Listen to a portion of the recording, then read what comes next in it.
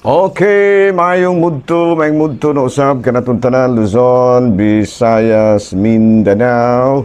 Mayong mudto Philippines, may mudto world, may mudto universe. Ana na pud ta mga higala, dili nga atong tulumanon sa kahanginan si On A Catechesis on Air o ako lang gihapon kini mga higala inyong ubos nga alagad Reverendo Padre Edwin Academia Akab.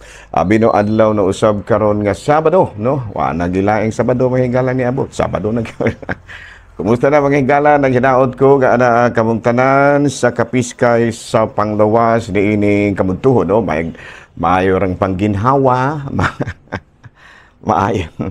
Maayo na tanan mga higala, walay ubo, walay hilanat, walay sipon, no? Kumusta na din ako ang badi-badi din nga may laking gitarista diha si Bulan, no? Ang membro sa PCYG, si Brother Renidel Gahinsan, no? Ang bangkiitan po nga CPA nato, no? Nga si Brother Renny Boy Gahinsan, no? Ang atong bangkiitan po nga pulis, no?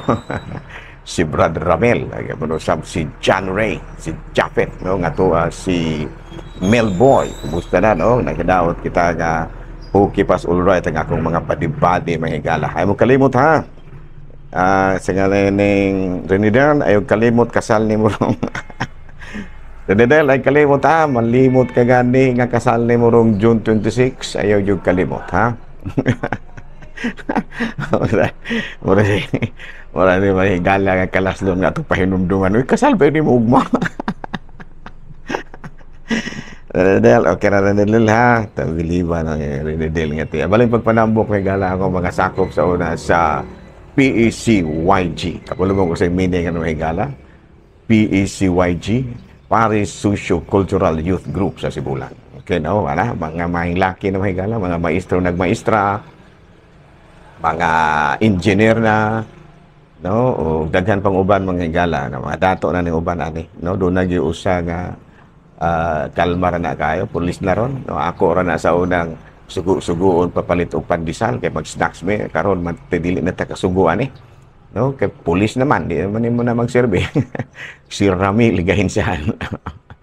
Nahala, no, may munto na kanatong tanan mga higala, naghidaot kita nga ana kitang tanan sa kapiskay panglawas ni ining kamuntuhon. Ako po dayong timbayaon og may munto ang akong mga parokyano sa una dito sa Shaton, no, sa Inalad, no, kumusta na si kining naduna ko'y kusuk ang mga higala nga abti kayong mga higala sa kuana mo sa una, mga kalihoka sa simbahan, no, di balihin og lang relihiyon ng higala. Abti kayo sa una, no, nila na ko isulting pangalan taga kuan Inalad, Piriting Balhina, no, may gani in town kay si Muling mga higala wala ni balhin og si Itay, no, og si may gani mga si Uhing wa po ni balhin sa lihiyon. Pero doon na jud ko kaila mga higala nga dili lang ko isulting pangalan nya aktibo kay sa una, no, aktibo kay sa una sa kalihukan sa simbahan.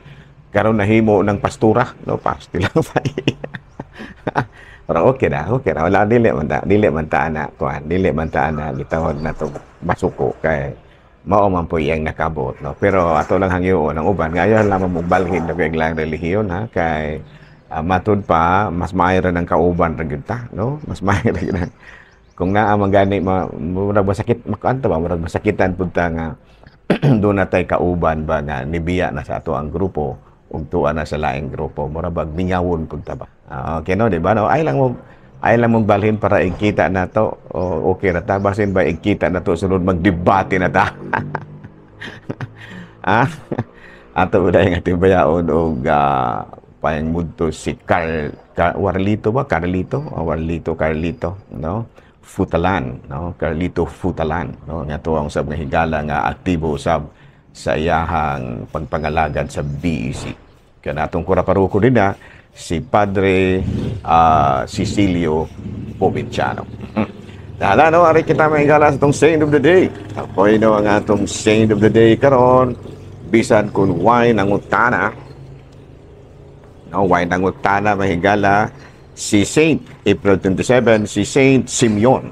Yan, no, na ako dire kini nga akong notebook manghigala sa Saint of the Day na to. Lata na kay ni.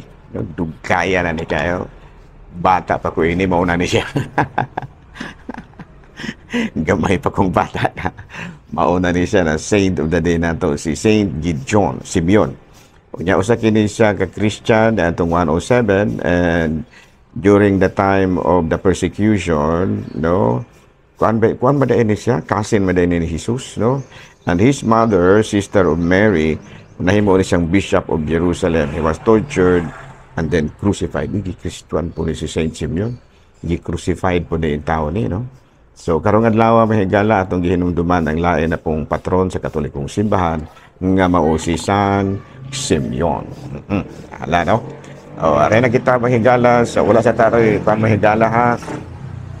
Si BCP News, pero nanawagan gyud si ambot kung sa day resulta mahigala, no, sa petition nato nga mga taga Negros Oriental kabahin lagi ni ining kuan ba kini bang NIR, no, kining Negros Island region together with Siquijor nga planong himuong Region 18. Unya ang atong kalahorong obispo medyo wala mahauyo ni ini tungod lagi kay walay proper consultation. Bisan kinsa naman, no, si Bishop Julito B. Cortez isip amahan sa diocese ni pakita gyud usab na nakabantay ba na murag dili kayo maayo kining dili maayo kayong pagkahimo kining paghimo sa Region 18 nga mahimong NIR including Siquijor without proper consultation. Ano so muna nga kuan lang gyud ta nang agad-agad lang gyud ta sa taong kalahorong obispo, may matong kalahorong obispo mamirma ta, perma ra gyud ta, no, kay siya man maugyoy matud pa frontliner niini. Ambot ang unsa resulta ato kay ni padala man ta og kana unsa ngalan ana verbal, no, sana sa ngalan ana testimonia verbale na ano kana bitaw kuan mahigala kana bitaw signature campaign, no. Wala tayong padalag signature campaign pero ug moingon nga ato ang talahorong obispo nga mo pirma ta mo himo tag signature campaign, ako mag-una-una kong pirma diri sa iyong, no, kay para nako makatarunganon kayo ang baruganan sa tong obispo nga dili ganita konsultahon ingon ni ana, no. Sa una do na niingon mahigala nga gikonsulta man ta pero dili man gud to siya kuan balaod kuan ra man gud to executive order naman to sa una ni Noynoy muna nga sayon ra kaayong giwala ni Presidente Duterte. Kini karon kuan na gyud siya kanang gitawag na to through legislation na gyud nga ipasaka dito sa kining Congress unya dayong makapasar sa Congress and then pirmahan na ni Presidente Bongbong. Unya nakapasar na sa Congress after third reading muna nga pirma na lang muna nga nihangyo kita ni Presidente Bongbong Marcos nga i-veto lang una prior to kanang consultation aron pud makapasaka pud ta atong gibati. Munay gitawag na tong baruganan usab sa tong talahorong obispo Bishop Julito B. Cortez. Kansa giuyona namong tanang mga pare, walay ni supak nga anak. Okay? Hala, no, padayon ta mahigala mo gadto mahigala nga tong mga balitang simbahan ni kamuntuhon ug ako lang kining inyong alagad nga walay kukaluya, no. Ang ako mga higala nga kini bitawng sana kanang maintenance mga higala usa na ni kining sige kaugutan, no. Ako di man ko ganahang mo kaugutan pero kay maintenance man lagi muna nga pareho sa guna tambal nga di ka ganahang mutumar pero kay maintenance man mutumar gyud ka. Ako di ko kay ganahang mo kaugutan pero ako orang gipugos. Ako orang gipugos mga higala kay para po ning taon mo ta madugang-dugangan pug mga bisag mga tulo ka adlaw ning atong kinabuhi man lamang, di ba, nung pulding tinuod kada pada bisag usa ka adlaw ug tuga dugang-dugang stong kinabuhi ba manadabang. Sa may kasulti, Mr. Cheng. Tino ka na pa, mas mayagad nga bisan madugang-dugang nga na mga usa ka adlaw ug tunga atong kinabuhi, mas mayagad na ba? Bitaw, sa may kasulti mo, Sister Lani, no? Sister Lan, pila man ka adlaw imuhang gustong idugang sa imong kinabuhi. Kini si Sister Lani, matud kaniya, 61 naman na siya dahil. 61 years old na hapit na ni mas senior scout, no? Sister Lani hapit na mas senior scout, no, pero batanon ra king tanawon Sister Lani labi na nga nagpabland og buhok ni samot yung kabatanon tanawon Sister Lani. Di ba no, Sister Lan? Ito niya ako ang Bandilyo King si mahigala, no? Di madali ni. Di matabang labi na yun si Bandilyo 7. Si Ray Gaitera, no? Matod pa ni Brad Anthony Bandilyo 7. No, Bandilyo 8 ba? Warag si Yoyong matong Bandilyo 8. Bandilyo 7, Ray Gaitera. Hala na, may munto na kanatuntanan. Ako lang tibayaon o ang akong amigo, mga higala, nga dugay-dugay na ko mga higala, ga paabot ka imbitaron ko or makahigop tag sabaw, bas linat ang manok mga higala, no? Kini si Brad Ramel Manigsaka. Mati wala pa mangyod, no? Elmer. Brad Elmer Manigsaka, mati wala pa mangyod ni imbitar si Brad Elmer. No, nga to, sa mga kasunta makahigop sabaw, ani. Nga pareho sa po niyo nga ito ang pinalangga po na akong partner din na si Sister, no? Ang ako ang pong banggiitan nga matud pa kanang tig ayuda po na ako sa akong programa, si Sister Fritchie Ompa. Okay, no? Nalamay ngunto na kanatong tanan mga higala, naginaot ko nga na kabong tanan sa Kapiskay Panglawas. Abi no ari kita mga higala sa atuang katikisim proper. Wala, naabatay ko, naabatay joke ginagmay. Murag na, aman akong giandam. Di ara di ay mahigal. Datay giandam nga joke. Okay, no? Sabi, no, doon na usa ka bana nga nakig-istorya sa iyahang amigo. Yan, Brad. Gado ba? Ang sound at may pagpaniwang sa tao na. Gado ba? Ako asawa ba tambok na kayo, kuyawan ko og mukuan? Maatake ba? Atakihon ba kay kung na kayo tambok na? O di pa madagay tambok kayo, parehos pa madagay ni Lani. Ay, at lang Lani kay sexy man tanaw. Na kung asawa, wala na gyud. Mura na lang mag Coca-Cola. Oh, sexy day Coca-Cola. Dili man in bottles, in cans man. O maupo di ay, abi ko mag Coke in bottle, in cans di ay po. Oo, gyud. So, saon pagpaniwang imong problema, ting? Maog yun. Doon ay naka-suggest na ako sa una nga horseback riding ko, no? Horseback riding. Ang tambal. Oo, kay ka na kung horseback riding ko, no? Tungod sa ug-ug kaayo ang pagdalagan, labi nag-ibig yung padagano ng kabayo. Mulihok maguni mong lawas. Muna nga, mukuan yun na, maniwang yun ka madugang sakay-sakay ng mong kabayo. Mao ba? Ay, Brad Busting, Brad Koy, amo naman ang gitistingan sa una. Oo ba? Horseback riding? Distingan na namo sa una, naniwang man gid tuod. O, tanawa, maniwang yun lagi? Pero dili ang akong asawa. Sumunday? Ang kabayo mo naniwang. Unja? Dili ang akong asawa mo naniwang, ang kabayo. Joke ba yun? Joke nga ko ito, ang milahin. Luuyas kabayo. Ang kabayo mo naniwang, dili ang babae. Abi na na tamang igalan sa ato catechism proper. Pangutana, padal. Kana bitaw. Kana bang doon naman go'y giingon sa pangutana ba? How often should I go to confession? Oh. Ikapila man yun ko mo kuan mangumpisal sa usa ka to how often no?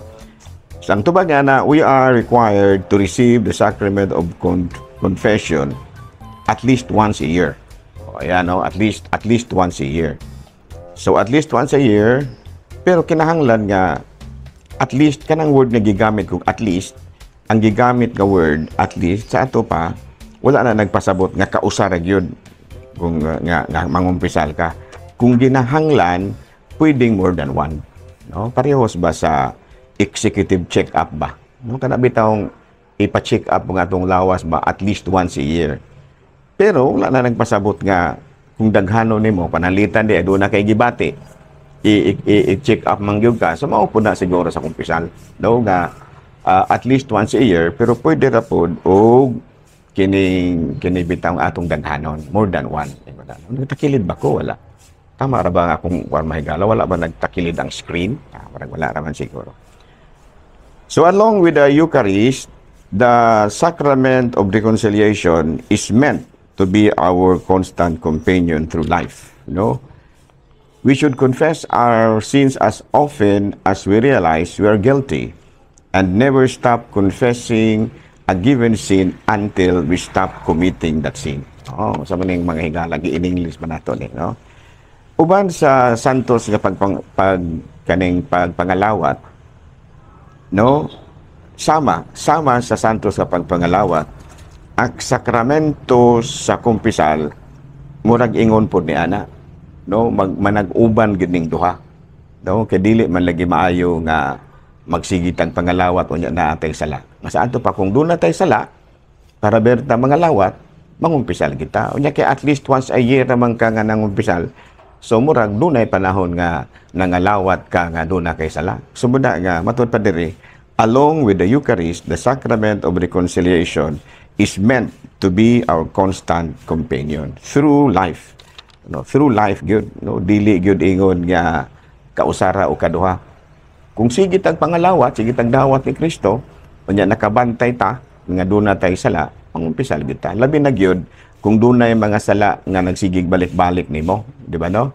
Kung doon na bitaw kay gitawag na to sa English og favorite sin, so you will only stop confessing when you stop committing that sin. Pero kung sige ra kag pakasala niya ng maong sala nga murag nahimo na hinuo nimong bisyo, ayan no, kanang salaan na nimong bisyo, kinahanglan gyud ka mangumpisal. Muna nga kung miingon ka nga at least once a year ka mangumpisal, murag delikado kayo nga kanang gitawag og makapangalawat ka nga you are under the state of sin. No, klaro ba? Doon ay ginaingon nga we should not let the minimum the maximum. No, sa ipasabot niya na, padre. Kana bitang sample. Kana bitang at least once a year, minimum na siya. Pero dili nato na himuon nga maximum kay ingon baka nga at least makakumpisal og sa katuig bastante naman di ay. So kausara lang pud ko mangumpisal sa katuig. Gihimo na nimong maximum ang at least once a year. So doon naman gigiingon sa in English nga we should not let the minimum be the maximum. Klaro ba? No? Doon na ko example na may ganun. Sa una naasahan pa ko sa Dawis. Doon na may project dito nga dako-dako po, no? Dako-dako na naabot kanimi og nakalain-laing lugar para ra gyud nga mag-concert mi sa Bais, Tanhay, naka-concert mi sa tining asa man pa naka-concert. Daghan mi naadtuan, Bais, Tanhay, Manhuyod, murag sa Ayungon, naka-concert po mi si Malalod, naka-concert po mi sa Larina, Siquijor, sa Siquijor, naka-concert po mi sa Siquijor, murag wala. Naka-concert po mi sa Lazi, sa San Juan, no? Akong daghang kay mga lugar kamo naadtuan, naka-concert po mi sa Shatan, dito sa naka-concert po mi sa una sa Dawin, daghan pa mga ubang nga amon na konsertan. Para asa man to? Para sa among project sa una sa Dawis. Naunya, abag ni ana mao katong among plano nga ang kada pamilya pahatagon gyud og kining muhatag ba kinasing-kasing nga paghalad 300 kada pamilya. Ana no? Sa dunay uban ni hatag gyud, pero dunay ni duol nako.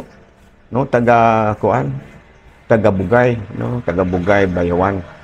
Ingon ako nga pader pwede rag 50. Di alam pa natong pungson nga 50 na may iyang maabot. Di ang minimum nahimong 50. So ang nahitabo sa diha nga gidawat nako ang 50 nanugilon sa ang silingan nga ay pwede ra man di ang 50. Di silang tanan hasta mga dato nga tay tagutlo ka buok truck, tagupat ka buok, tagura ka buok truck. 50 na pud lamay gihatag kay ang minimum nga 50 gihimo mang maximum. Klaro ba? Urang ingon-ingon po niya na nga ang minimum nahimong maximum. So muna nga pagkasunod tuig, nano na pinidool na po, padal pwede ra pog 50 na kwa dili pwede. Himuan lang mo sa ng 300. Kung maabot na ng 300, ihatag na. Pero mientras tanto karon ana lang usa na nimo. Ako tong gihimo ni adto, medyo dili maayong paminaw kabrang namubos man ko, pero nahimo manggong maximum ang minimum. Murag ingon po ni ana sa pagkumpisal nga at least once a year. Ang minimum nga once a year nahimo na hinoong maximum once a year na lang po ang tanaduna gani giuban nga walay kulo kumpisal, which is wrong, no? Kay kinahanglan man gyud nga kanang mukuan gid ta, mangumpisal gid ta ingon ni ana, no? So kung atong basahon sa Lucas kapitulo 15 bersikulo 24, the sacrament of penance is a spiritual resurrection, bringing us to life again after we were dead through mortal sin. No, muna nga sa Lucas kapitulo 15 bersikulo 24, kay kining akong anak namatay na apan karon nabuhi, nawala siya apan karon nakita na, busa gisugdan nila ang kumpira. Sa ato pa doon nag-resurrection o kining kumpisal, mao kini ang gitawag nato sa English og spiritual resurrection na gikan sa kamatayon nato sa sala, no, nabanahaw kita. Muna nga kinahanglan kita manggubsa not only once a year, no, kay minimum ramana, no. Ang wala man gibutang og pila gyud ang maximum, pero kanang once a year minimum ra na. So maglikay kita nga atong himuon ang minimum nga maximum. Kinahanglan nga atong pa rin kamutan nga ang minimum dugangan pa nato. Bisan mga tunga-tunga naman lang pananitan imbis once a year, bisan ba nato once a month. No? Dili po once a day. Sobra ra sad na, no? Klaro ba? Abi no ari kita may gala sa mga effects of confession, no? Matud pa when we confess, we reconcile ourselves with God, by which the penitent receives graces. No, sa ato pa ang kining gitawag nato kinang pagkumpisal, mura og napabalik ang atong mayong relasyon sa Dios, reconciliation ba. Tungod kay kung makasala kita, malayo mangutas Ginoo. So muna nga kung mangumpisal ta, no mamalik ang atong mayong relasyon sa Ginoo. Na ikaduha, kuan pod, ma-reconcile pita with the church, no? Mamalik po ang atong mayong kabubuton sa matong relasyon sa simbahan. And of course, remission of the eternal punishment incurred by mortal sin. Sa ito pa kung mangumpisal kita, murag nakalingkawas kita sa dayong silot tungod sa imong sala nga nahimo. Sa ito pa kung nakapangumpisal ka, kay mo ni nakapanapaw ka, nakapangawat ka, nakaliba ka na. Kung mangumpisal ka, mga sala man ng mortal, no? Kay kanang liba kuan man na bearing kanabitang sala na false witness, no, false witness man ang libak, no, false witness man na, so mortal sin na siya. So na nga mangumpisal ka, we are being remitted, no, remission of the eternal punishment incurred by mutual sin. And of course the last is remission of the eternal damnation. Sa ato pa kanang makapangumpisal kita, more nakalingkawas kita sa silot nga dayon tungod sa atong sala. Okay? Domingo ug maha ay mo kalimot simba ta ginagmay bisan paglaom sa panay ako magmisa ko sa patay mahigala kay daghan malagi ng mga laing relihiyon lang mga manimba basta bisa sa patay ug sa kasal. Akong pasabton nga natin si sarili nga kay Katoliko ka, kay Iglesia ka, kay Sabadista ka, automatic na kang malangit. Kinahanglan pa jud kang mo simba aron nga magiyahan ang imong kalag paingon sa gingharian sa langit. So, magitan og iglesia ka, ang simba kada Domingo, daghan kayong simba ang iglesia. O baka sa Saksi ni Jehova, siksak simba. No, samot na jud Katoliko ka, nagmisa ko sa kuan kining INC. The Lord be with you. Wala naningog kayo. Ang mga tulubagon sa misa, wala naningog kayo. Mga baccalaureate mass ba? Di ako na dahil silang. During my homily, ako silang ipasabot. Ako, makasabot ra ko kung mga laing relihiyon dili makatubag sa mga tulubagon sa misa, mga responses ba. Pero kamong mga Katoliko di mo makatubag, paita. Panimba po din taon mo. Ultimong Katoliko mo niya, di mo ka maong hapit, di na gani mo ka maong manguros, ayaw po, no? Usi kaayo ang ato ang simbahan nga dako, no? Di pa ning kamutan atong mga niya, walay simba-simba ng mga tao. Mailhan man gyud mo manghigala kay di man ka maong motubag. No, maingong kang pray, brothers and sisters, that by sacrifice of yours to be acceptable to God the Almighty Father. Wa gyud makatubag, naniga ra ning mga mata niya. Katoliko ka. Sa ato pa wala kay simba-simba, no? So kinahanglan nga katoliko ka, ma-master gyud nimo ang tanto-tanto nimong simba, ma-master gyud na nimo. Klaro ba? No? So dinhi na lang una kita kutob. Ako lang gihapon kini yung ubos nga alaga Reverendo Padre Edwin AA. Mana milit na usab kaninyo ug manalangin kaninyo ang Dios magkagahong tanan, Amahan, Anak, Espiritu Santo. Good noon, Pilipinas.